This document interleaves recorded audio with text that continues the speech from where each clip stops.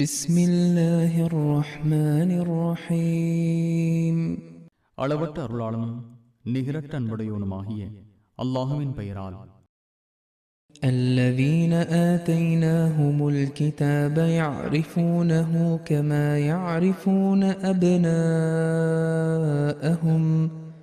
وإن فريقا منهم ليكتمون الحق وهم يعلمون.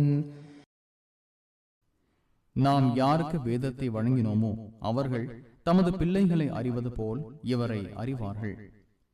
அவர்களில் ஒரு சாரார் அறிந்து கொண்டே உண்மையை மறைக்கின்றனர். الحق من ربك فلا تكونن من الممترين. இவ்வுண்மை இறைவனிடமிருந்து வந்ததாகும். எனவே சந்தேகம் கொள்பவராக ஆகிவிடாதீர்.